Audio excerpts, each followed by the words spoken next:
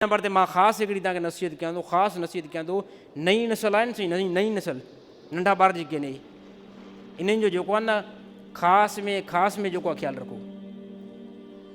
मां ज़िमेदारी सां ॻाल्हि कयां थो, इन्हनि जी तमामु घणी जेको मां तव्हांखे बार बार पारत कयां थो, इन्हनि जे मथां नज़र कयो।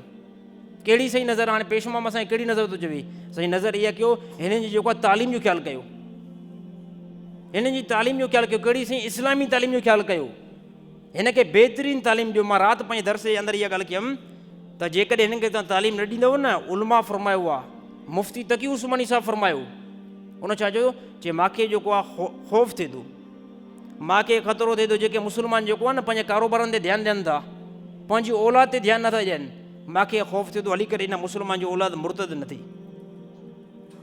ॾिसो ज़िमेदार असां नथा सम्झूं न, ज़िमेदार को हिकिड़ो जेको आहे जमायती जेको आहे ज़िमेदार न आहे। असां वटि 100 ॿार पढ़ंदा आहिनि मथे, क़ाइदे वारा 100 ॿार। मूंखे अफ़सोस आहे कॾहिं हिननि जो हिकिड़ो पीउ असांजे मस्जिद में हली करे न आयो आहे। साईं उस्ताद खां इहो पुछण त लाज़िमी आहे न, साईं मुंहिंजो पुटु साल खां वठी करे पढ़ियो आहे, छा थो पढ़े? साईं ॻाल्हि दुरुस्त कयां थो न, असांखां पुछा थो कोन साईं मुंहिंजो पुटु छा रेग्युलर अचे थो या नथो अचे।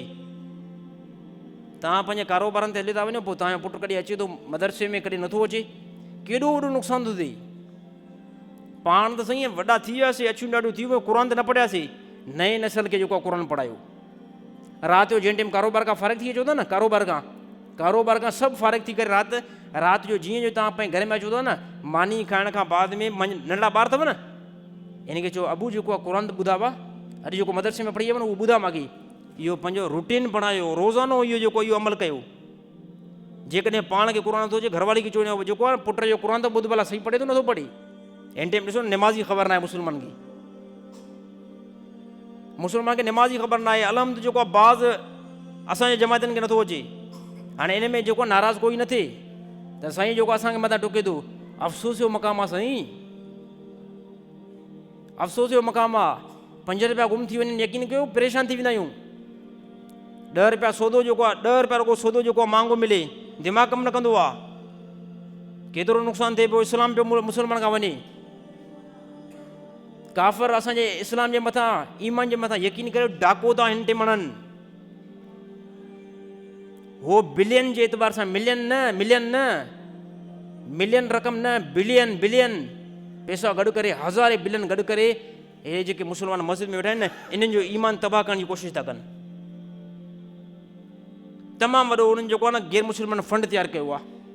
उन्हनि चयो आहे त मुस्लमान खे धमकायो, दॿायो, धमकाइण दॿाइण त हूअं ई असांखे सही था, धमकी असांखे चङी तरह ॾियनि था, पर हाणे चवंदा इहो कमु नंढिड़ो आहे,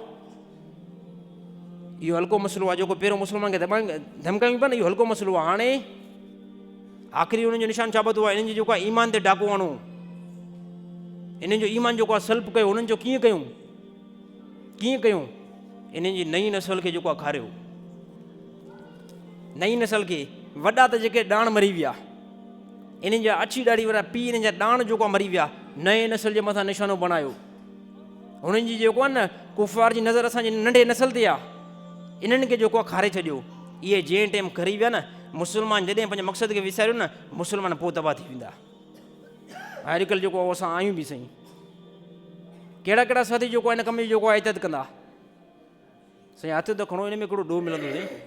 मां ॻाल्हि इहा थो कयां त केरु राति जो जेको आहे पंहिंजे पुट खां कम खां फ़ारिग़ थी करे केरु जेको चवंदो साईं मां पंहिंजो पुट खां राति क़ुर जेको आहे ॿुधंदुमि, थोरो हथु मथे कयो, इनखे ज़िमेदार सम्झो। यकीन कयो मां राति मूंखे अफ़सोस थिए थो,